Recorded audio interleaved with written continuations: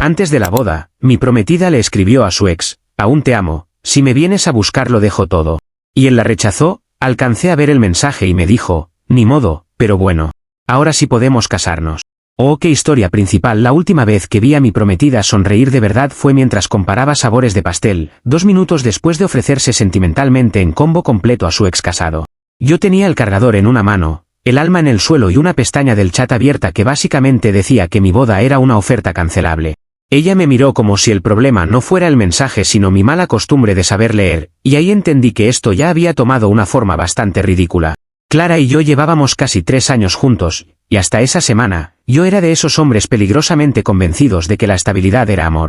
Nos conocimos en el cumpleaños de un amigo en común, donde ella me cayó bien porque parecía tener carácter, iniciativa y esa clase de energía que en la distancia se ve como seguridad, pero de cerca resulta ser una persona discutiendo con un mesero porque el agua no tenía intención. Durante el noviazgo, yo interpreté muchas de sus rarezas como intensidad elegante. Si alguien la contradecía, ella no aceptaba el desacuerdo, lo convertía en juicio oral. No discutía para entender, discutía para ganar por agotamiento, como si cada conversación necesitara una sentencia y ella ya hubiera llegado con toga. Al principio, esa necedad tenía presentación decente y perfume caro. Si se equivocaba con una dirección, no decía que se había confundido, decía que yo había entendido mal la idea general del trayecto. Si llegábamos tarde por ella, lo convertía en una reflexión filosófica sobre cómo el tiempo patriarcal oprime a las mujeres organizadas.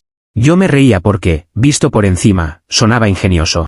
El problema era que siempre había alguien pagando el costo real de su reinterpretación creativa de los hechos, y casi siempre terminaba siendo yo, o un repartidor, o una pobre recepcionista que solo quería marcar una cita. Aún así, la relación tenía suficientes días tranquilos como para convencerme de que lo demás eran solo bordes. Yo también puse mucho de mi parte en no ver ciertas cosas. Clara era buena para hacerme sentir que cualquier incomodidad mía era una falla de procesamiento, como si yo fuera un electrodoméstico viejo que no entendía las sutilezas del amor moderno. Si yo decía que algo me parecía irrespetuoso, ella preguntaba por qué todo lo volvía personal. Si yo pedía claridad, respondía que mi necesidad de certezas mataba la espontaneidad. Y como la mayor parte del tiempo no había una crisis enorme, uno acaba negociando con lo absurdo. Se vuelve experto en tragarse mini alarmas porque quiere llegar vivo al siguiente fin de semana. Cuando nos comprometimos, yo pensé, con la ingenuidad propia del hombre que ya pagó anticipo del salón, que esa etapa nos había ordenado. Empezamos con los preparativos y ella se volcó a la boda con una disciplina que parecía amor, aunque en retrospectiva se parecía más a una directora creativa tratando de lanzar una marca. Había catálogos de flores por toda la casa, muestras de mantel, listas de invitados, paletas de color y una carpeta llamada narrativa del evento, frase que todavía me da ganas de sentarme en silencio. Yo estaba ocupado entre proveedores, pagos y familiares opinando como si el matrimonio fuera una obra comunitaria. Ella, mientras tanto, hablaba de nuestro gran día con una convicción impecable. Yo no veía grietas porque estaba demasiado ocupado cargando cajas y depositando dinero. Las 2 semanas antes de la boda fueron particularmente intensas. Entrábamos y salíamos del departamento con una rutina de oficina clandestina, llamadas al salón, pruebas del menú, mensajes del fotógrafo, recordatorios de la iglesia, ajustes al traje, cambios de última hora con las mesas. Clara estaba encantada con la idea de que todo se viera perfecto. Le importaba la música, la iluminación, la textura de las servilletas y el momento emocional en que haríamos la entrada, como si Netflix nos hubiera comprado los derechos. Yo interpretaba esa obsesión como nervios normales. Después de todo, mucha gente se pone rara cuando se va a casar, la diferencia es que la mayoría no redacta su propia ceremonia como si estuviera lanzando un perfume de lujo. El día del desastre empezó de la manera más doméstica posible. Yo había dejado mi cargador en la sala antes de salir al trabajo y volví al departamento porque mi celular estaba agonizando, igual que mi paz mental, solo que todavía no lo sabía. Clara no estaba en la sala y su laptop había quedado abierta sobre la mesa, con una ventana de chat visible. No fui a sentarme como detective privado ni a husmear archivos viejos. Vi una frase completa a simple vista, de esas que no necesitan contexto para patearte el pecho. Decía: aún te amo, si vienes por mí ahora, dejo a Julián y cancelo todo. Hubo un segundo en que pensé que mi cerebro había hecho un collage ofensivo con palabras sueltas. Me acerqué y vi el nombre, Esteban, su ex. El ex de hace 1000 años, como ella lo llamaba, con ese tono de quien habla de una vacuna vieja o de un peinado de secundaria. Lo siguiente que leí fue peor. No porque me destruyera más, sino porque confirmó que hasta la tragedia me había tocado con ironía.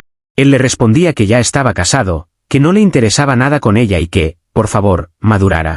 O sea, ni siquiera me estaban quitando a mi prometida, Me estaban devolviendo un intento de fuga con nota de rechazo. Me quedé quieto unos segundos, no por nobleza sino por puro colapso administrativo. Ahí estaba yo, hombre comprometido, sosteniendo un cargador como si fuera evidencia del juicio final, leyendo cómo mi futura esposa trataba de cambiar de novio 2 semanas antes de la boda.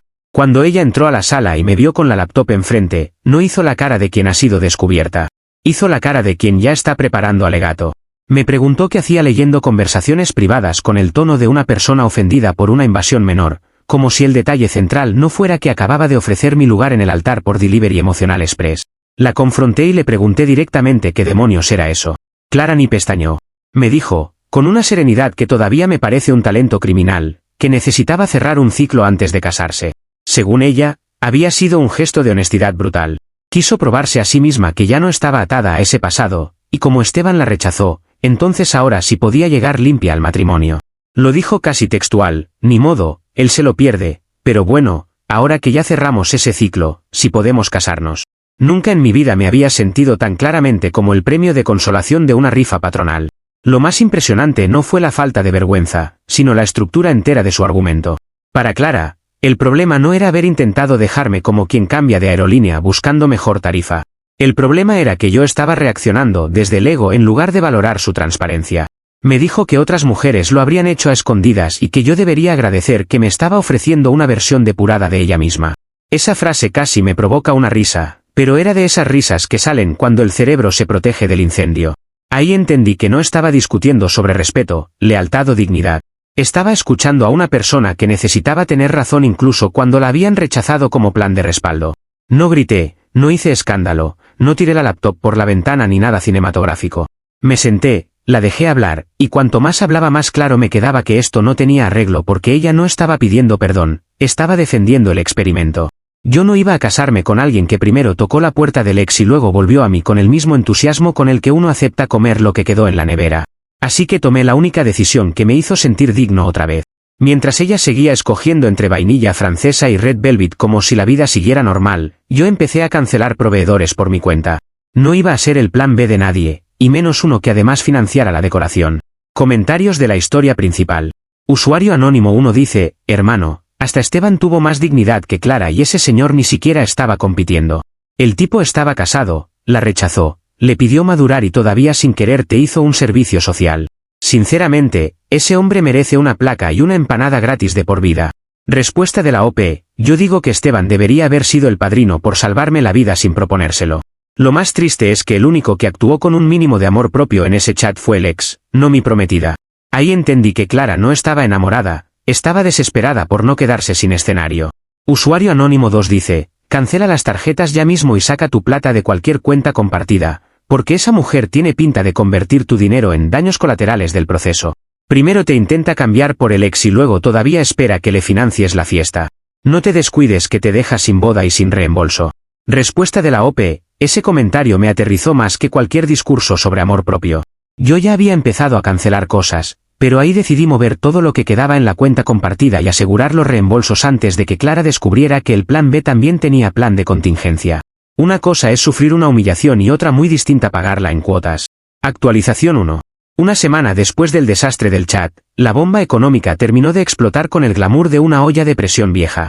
Yo ya había avanzado con varias cancelaciones, algunos proveedores me devolvieron parte del dinero y otros, al menos, congelaron cargos que todavía no se habían ejecutado. Clara seguía viviendo en una especie de realidad alternativa donde la boda seguía en pie porque ella no había firmado emocionalmente la cancelación. Habíamos hablado poco y mal, casi siempre porque intentaba convertir cada conversación en un seminario sobre mi fragilidad masculina. Yo, mientras tanto, me concentré en lo verificable, contratos, estados de cuenta y el pequeño milagro de que todavía me quedara dignidad bancaria. El comentario sobre la cuenta compartida no se me salió de la cabeza, así que actué antes de que Clara decidiera reinterpretar también mis ahorros como patrimonio conyugal anticipado.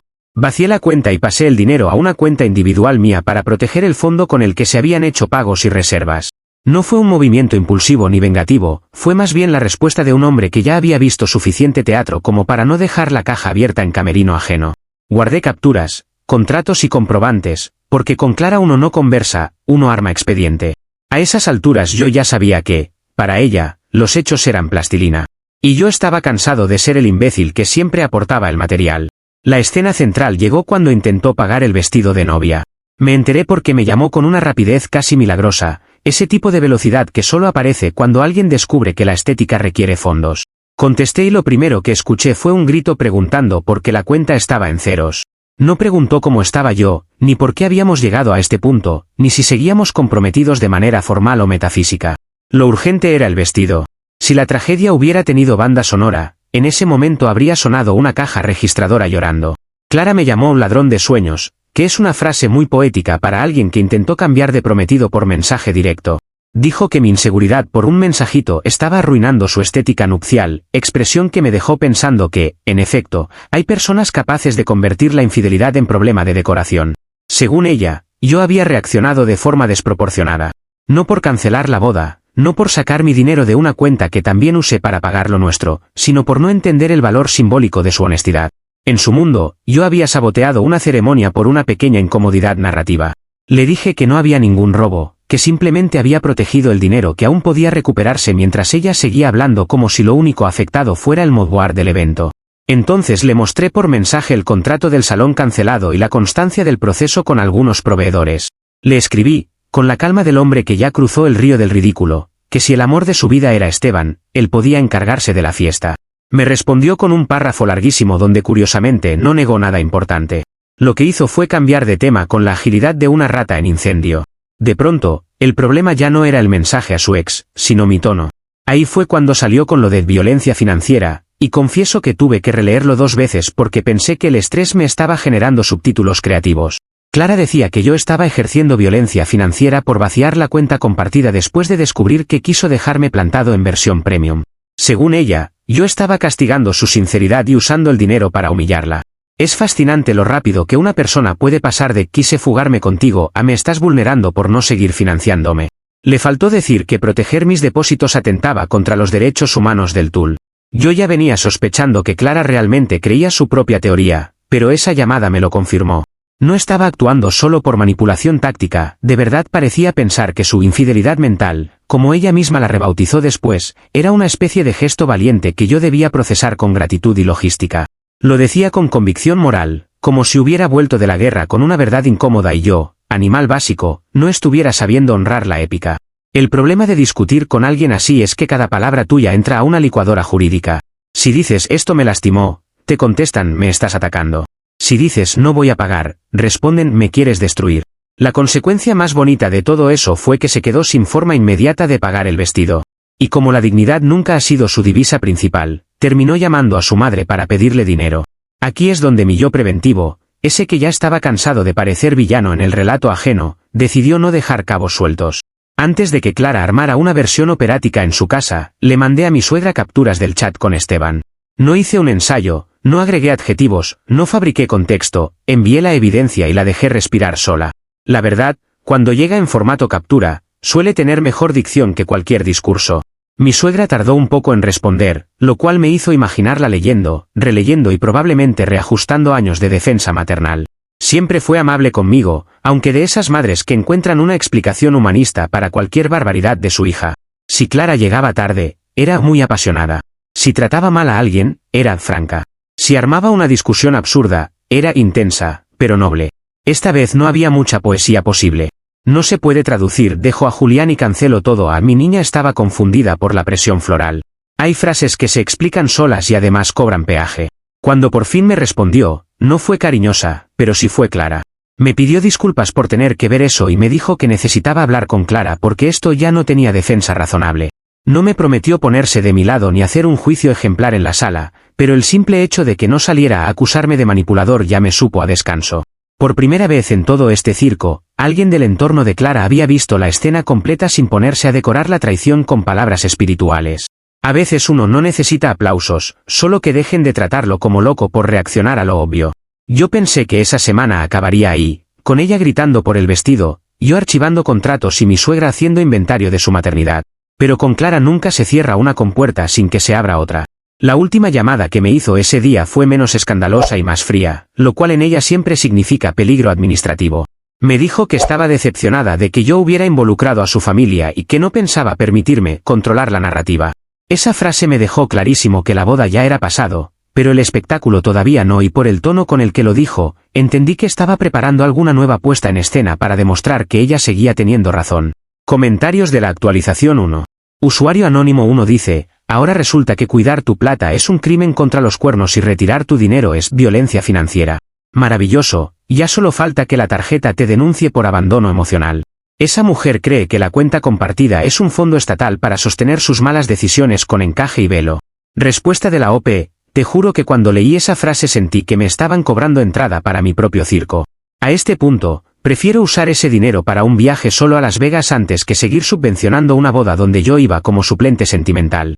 Si proteger mi bolsillo es violencia, entonces que me declaren peligrosamente prudente. Usuario Anónimo 2 dice: a mí me pasó algo parecido y te digo una cosa, las suegras siempre no saben nada hasta que ven la prueba y ya no tienen cómo defender a la joyita.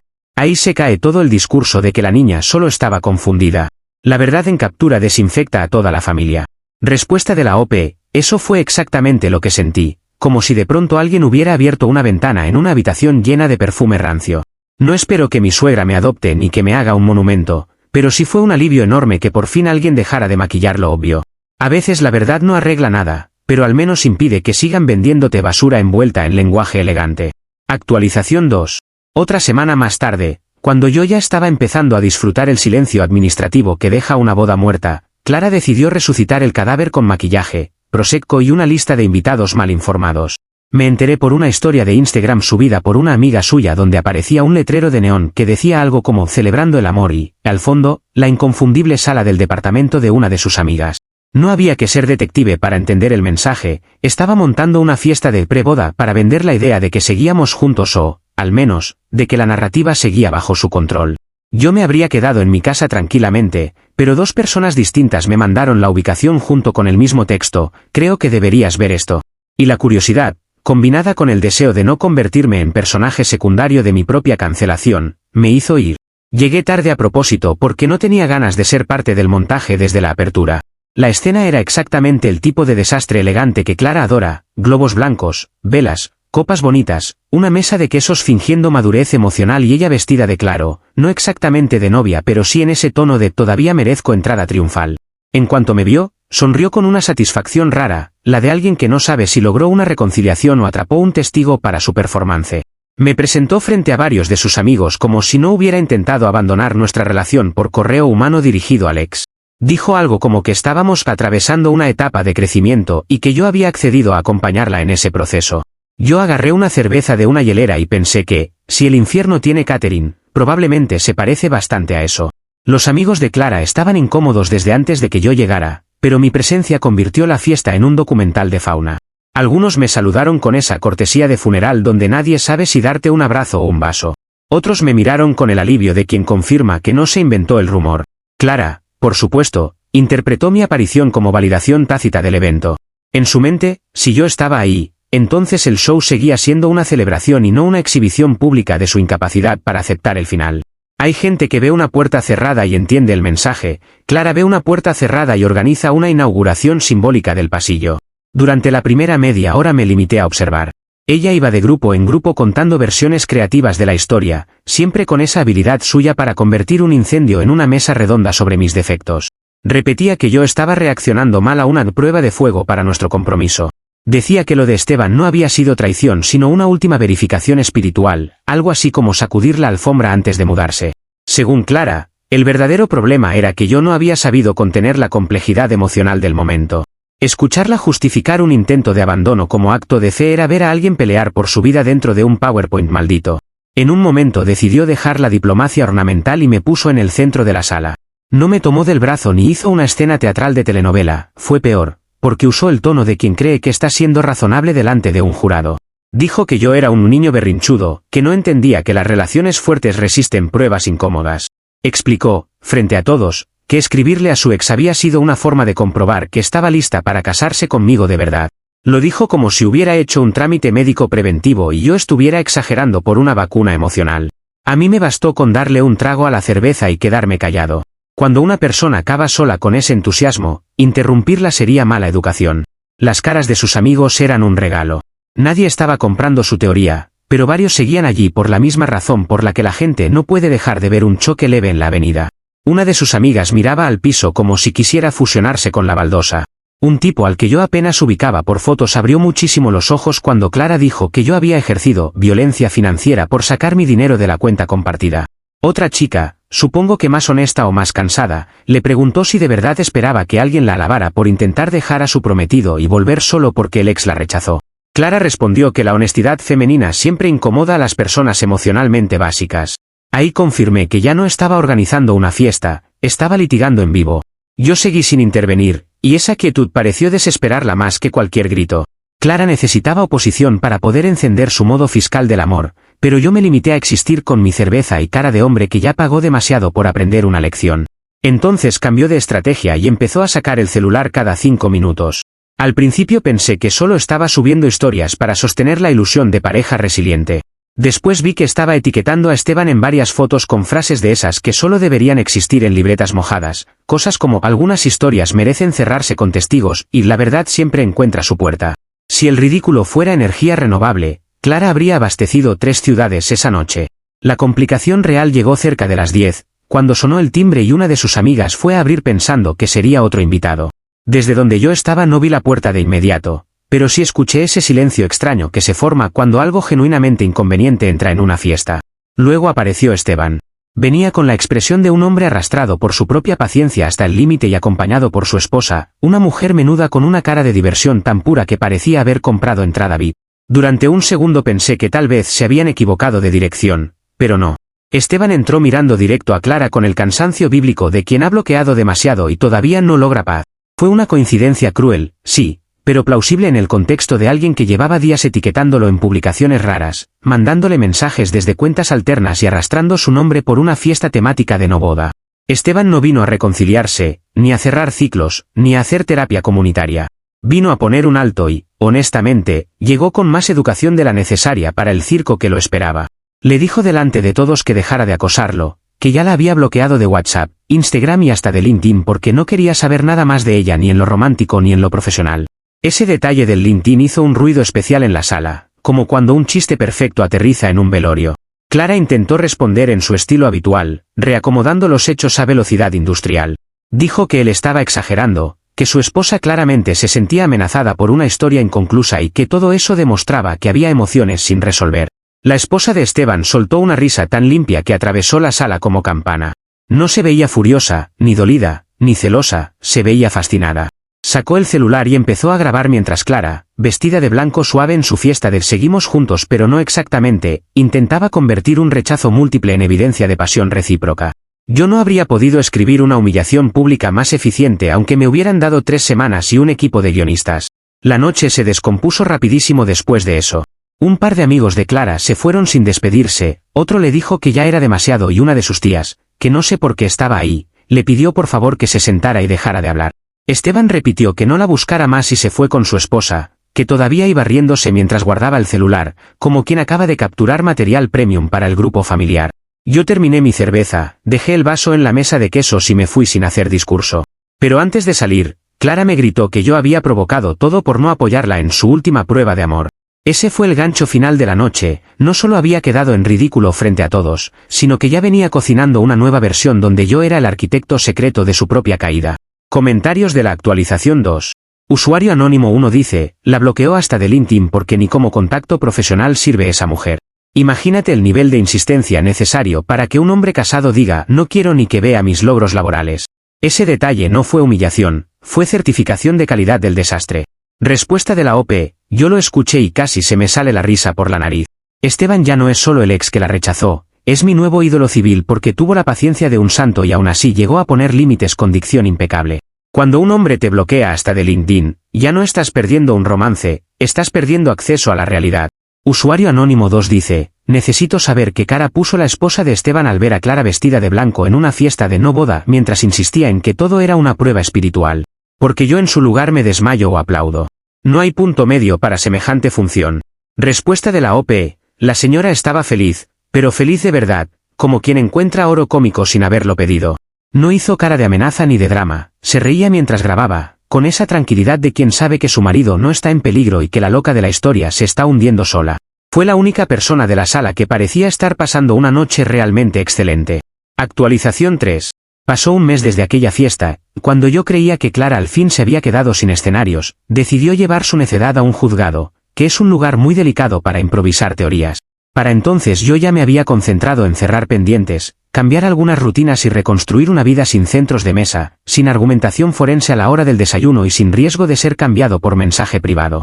Pensé que el asunto moriría por desgaste natural, como mueren los globos una semana después de una fiesta triste. Pero Clara no sabe salir de una historia, necesita perderla formalmente. Así que me llegó una notificación legal donde exigía compensación por los gastos emocionales de la boda cancelada. La demanda ya era ridícula desde la portada, pero lo que verdaderamente la volvía una obra cómica involuntaria era su tesis central. Clara alegaba que yo la había inducido a la infidelidad por ser demasiado predecible. Sí, esa fue la formulación, o una muy parecida, y todavía me cuesta escribirla sin sentir que estoy citando a una secta con acceso a papelería. Según ella, mi estabilidad, mi constancia y mi carácter excesivamente lineal la habían empujado a buscar adrenalina emocional en un ex que la rechazó. O sea, en su universo, no solo había intentado dejarme, también era víctima de mi puntualidad afectiva.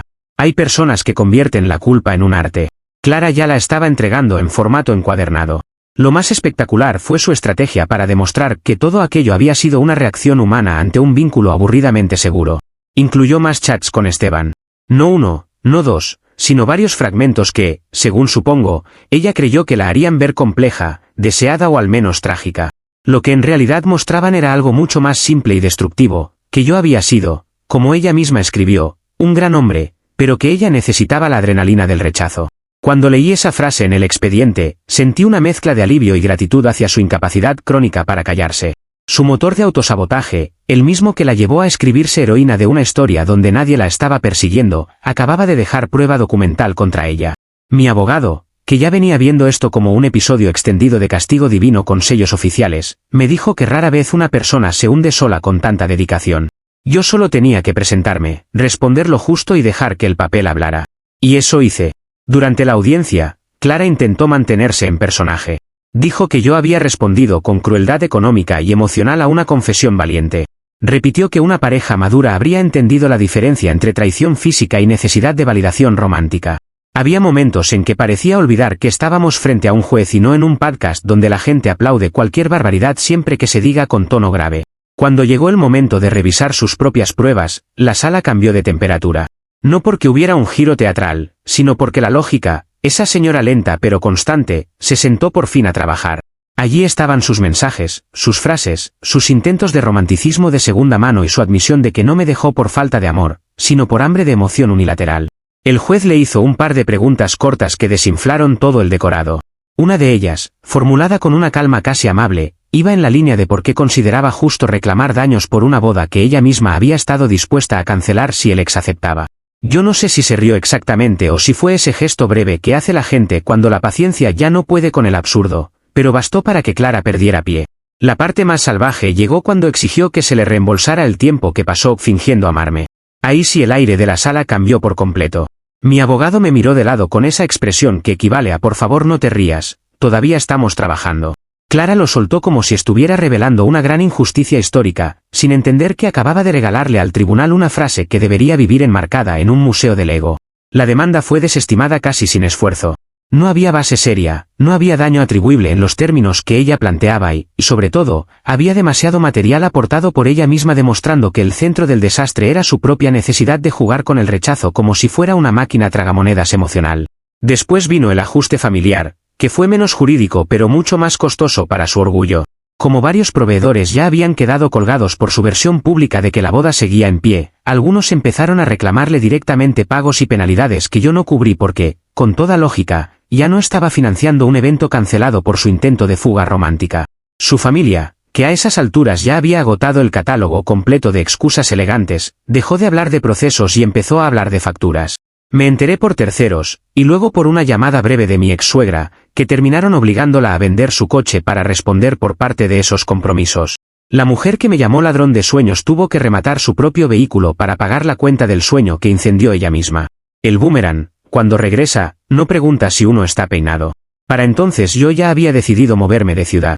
No por miedo, sino por higiene mental. Necesitaba aire nuevo, rutinas nuevas y una geografía donde nadie me preguntara por centros de mesa, playlists de boda ni si al final siempre sí.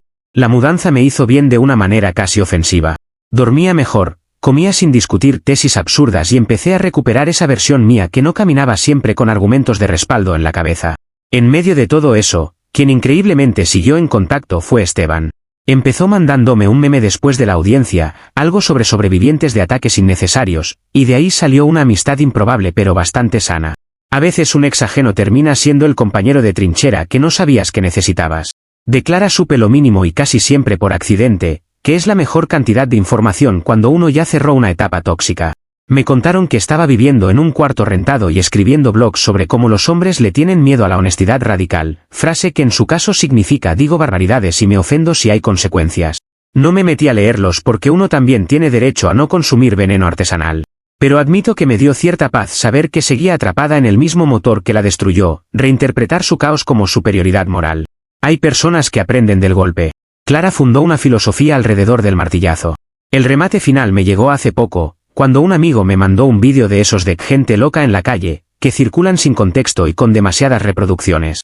Ahí estaba Clara, discutiendo con un guardia de seguridad porque no la dejaban entrar descalza a una tienda. Ella gritaba que era su derecho a la desnudez espiritual, y que nadie podía discriminar su autenticidad corporal. Me quedé mirando la pantalla en silencio, no por dolor ni por nostalgia, sino por la consistencia temática. Clara seguía siendo Clara hasta en la banqueta de un centro comercial, una mujer decidida a convertir cualquier límite razonable en opresión estética. Cerré el vídeo, me reí solo y pensé que, al final, el juicio que ella quería sí llegó. Solo que no fue contra mí. Fue el juicio final de su ego, y lo perdió por unanimidad. Comentarios de la actualización 3. Usuario anónimo 1 dice, honestidad radical fue lo que el juez le dio en la cara cuando leyó sus propios chats. Esa mujer fue al juzgado buscando indemnización y salió con una auditoría moral gratis. A veces el karma no baja del cielo, llega foliado y con sello.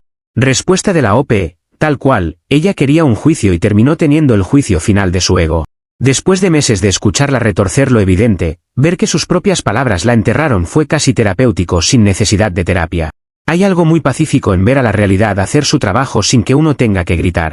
Usuario anónimo 2 dice, perdón, pero la verdadera pareja de esta historia son tú y Esteban contra el mundo. Uno te salvó sin querer al rechazarla y luego ambos sobrevivieron al mismo huracán con distinta póliza. Lo de ustedes no es amistad, es alianza de damnificados.